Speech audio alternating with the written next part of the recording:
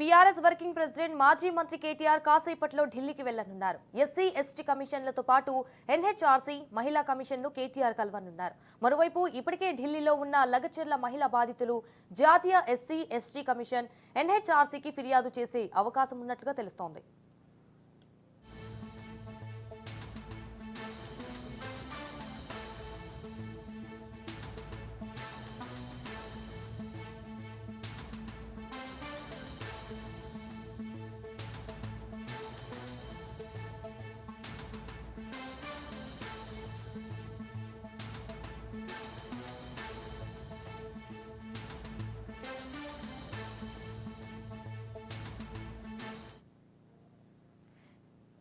BRS working president మాజీ మంత్రి కేటీఆర్ కాసేపట్లో ఢిల్లీకి వెళ్లనున్నారు. ఎస్సీ ఎస్టీ కమిషన్లతో పాటు ఎన్హెచ్ఆర్సీ మహిళా కమిషన్ను కేటీఆర్ కలవనున్నారు. మరోవైపు ఇప్పటికే ఢిల్లీలో ఉన్న లగచెర్ల మహిళా బాధితులు జాతీయ ఎస్సీ ఎస్టీ కమిషన్ ఎన్హెచ్ఆర్సీకి ఫిర్యాదు చేసే అవకాశం ఉన్నట్లుగా తెలుస్తోంది.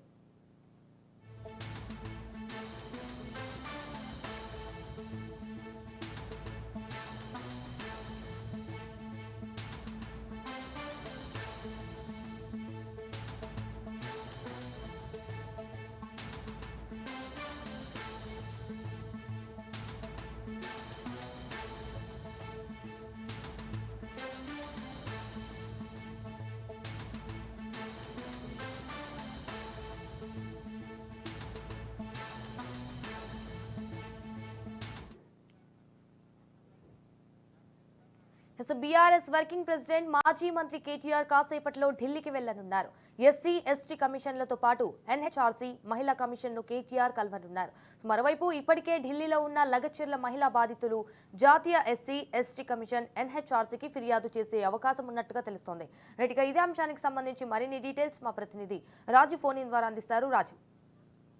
సంజన, లగచర్ల ఫార్మా పరిశ్రమ బాధితులు ఇప్పటికే జాతీయ దేశ రాజధాని ఢిల్లీలో వాళ్ళు అక్కడికి చేరుకోవడం జరిగింది. వారికి బీఆర్ఎస్ పార్టీ అయితే అండదండగా నిలుస్తా ఉంది. వారికి జరిగినటువంటి అన్యాయాన్ని జాతీయ స్థాయిలో ఎత్తి చూపిస్తామని చెప్పేసి కూడా ఇటు బీఆర్ఎస్ పార్టీ అయితే వారికి అయితే ఒక హామీ అయితే ఇస్తా ఉంది. ఈ నేపథ్యంలోనే వాళ్ళతో పాటు ఇప్పటికే మాజీ మంత్రి ఇప్పటికే వాళ్ళతో పాటు బీఆర్ఎస్ ప్రతినిధుల బృందం కూడా వెళ్ళడం జరిగింది, ఢిల్లీకి వెళ్ళడం జరిగింది. ఈ రోజు BRS party working president KTR కొద్దిసేపటి క్రితమే శంషాబాద్ విమానాశ్రయం నుంచి ఢిల్లీకి బయలుదేరి వెళ్ళడం జరిగింది. వాళ్ళు జాతీయ స్థాయిలో ఉన్నటువంటి వివిధ సంస్థలను కలవనున్నారు. ముఖ్యంగా అందులో జాతీయ మానవ హక్కుల సంఘాన్ని 11 గంటలకు కలుస్తామని చెప్పేసి కూడా ఇప్పటికీ ఒక షెడ్యూల్ కూడా ప్రకటించడం జరిగింది. 11:45 ఎస్టీ కమిషన్ కలుస్తామని చెప్పడం జరిగింది. అదేవిధంగా 12:30 ఎస్టీ కమిషన్ ను 1:30 మహిళా కమిషన్ కూడా కలుస్తామని చెప్పేసి కూడా ఇప్పటికే వాళ్ళ అపాయింట్మెంట్ కూడా బీఆర్ఎస్ ప్రతినిధుల బృందం అయితే తీసుకోవడం జరిగింది. ఈ నేపథ్యంలోనే ఇప్పటికే మరికొద్ది సేపట్లోనే ఢిల్లీకి చేరుకున్నటువంటి కేటీఆర్ వీళ్ళతో పాటు అక్కడికి ఈ కమిషన్ సభ్యులందరినీ కూడా కలిసి ఒక మెమోరాండాన్ని కానీ ఇవ్వడం జరుగుతా ఉంది.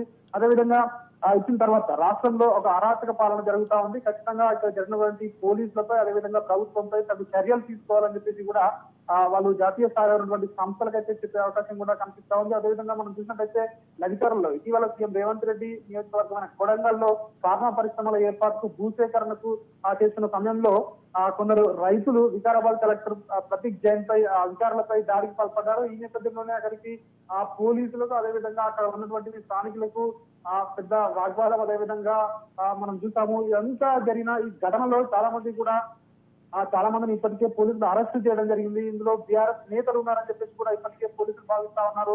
ఇప్పటికే చాలా మందిని అరెస్ట్ చేయడం జరిగింది. ఇంకా అఫ్ఘానిలో ఉన్న వారి కోసం కూడా పోలీసులు అయితే గాలిస్తా ఉన్నారు. ఈ నేపథ్యంలోనే ఇప్పటికే అక్కడికి ముఖ్యంగా మహిళలపై పోలీసులు దాడి చేశారని చెప్పేసి కూడా అక్కడ ఉన్నటువంటి గిరిజనులు కావచ్చు అదేవిధంగా ఎస్సీలు కావచ్చు వాళ్ళందరూ కూడా ఆరోపిస్తా ఉన్న నేపథ్యంలోనే వారికి బీఆర్ఎస్ పార్టీ కూడా అండగా నిలిచింది. BRS party working president KTR వాళ్ళందరికీ కూడా ఈ రోజు పలు సంస్థలకు మెమోరాండం ఇచ్చిన తర్వాత మధ్యాహ్నం 3 గంటలకు ఢిల్లీలో ప్రెస్ మీట్ కూడా నిర్వహించి ఈ యొక్క వివరాలన్నీ కూడా వెల్లడించే అవకాశం కూడా కనిపిస్తా ఉంది. Right, thank you for the updates Raju.